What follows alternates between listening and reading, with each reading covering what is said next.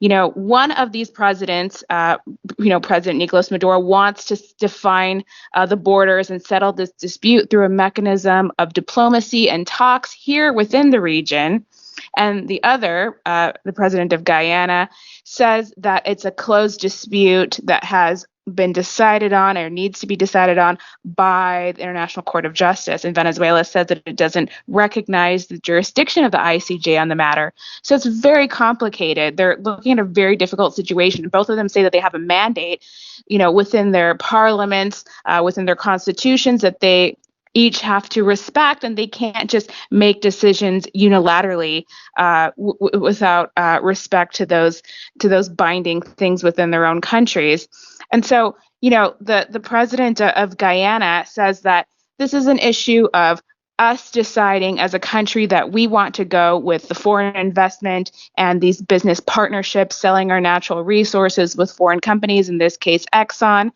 And, ExxonMobil and Chevron and other companies have also invested and had operations in Venezuela. He says, what's so different about the situation in Guyana? And what, the president of Venezuela and Venezuelans in general have said is that in the case of Guyana, they're not just selling their resources to foreign companies. It's that they've seen large U.S. presence in the region, that they're seeing large Southcom presence in the region, military exercises, advisors, delegations from the U.S. Congress, and other high-level trips on like a weekly basis in Guyana. So it's a country which Venezuela says Guyana is not a sovereign country, and that is the difference. President Ali, as a matter of fact, sounded exactly like someone who was working for somebody else. Take a listen. We made it very clear that Guyana is not the aggressor. Que Guyana no es el agresor. Guyana is not seeking war. Guyana no busca la guerra.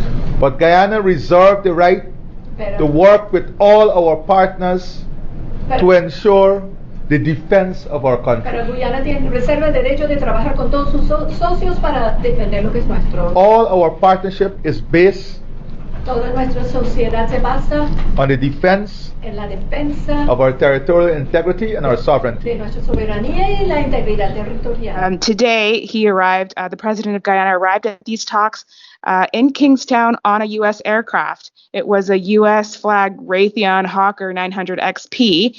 And so, Guyana is a small country, maybe doesn't have its own presidential aircraft, but many of its friends of CARICOM do. They have their own airlines, such as Liat.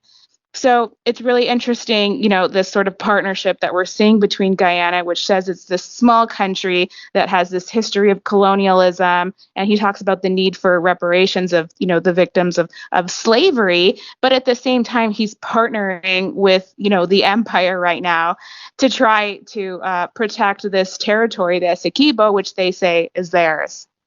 Yeah, we've got both ExxonMobil with their hand involved in this, and also his presentation after the first session today. In essence, it sounded like he was invoking Southcom.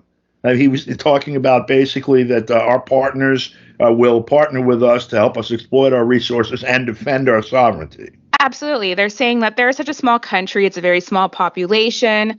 They don't have a very large military. Guyana says that its military there is for peace and defense. Venezuela would say the same thing. But obviously the difference is that there's this huge foreign presence, not only of these multinational companies that exploit resources for their own profit, which they take out of the country, but they have that large foreign military presence. And they also have the presence of USAID and other NGOs in the country, which, countries like Nicaragua, Cuba, Venezuela and Bolivia have barred from entering their countries. In the case of Guyana, they've pretty much set up shop all around the country and are really running things. And I think that's the distinction people are making. It's not to decide on behalf of anyone, who this territory belongs to, but it is to say that Guyana right now is a country that is heavily under the influence, or which has at least a very large and obvious U.S. presence, especially now that this issue has arisen again.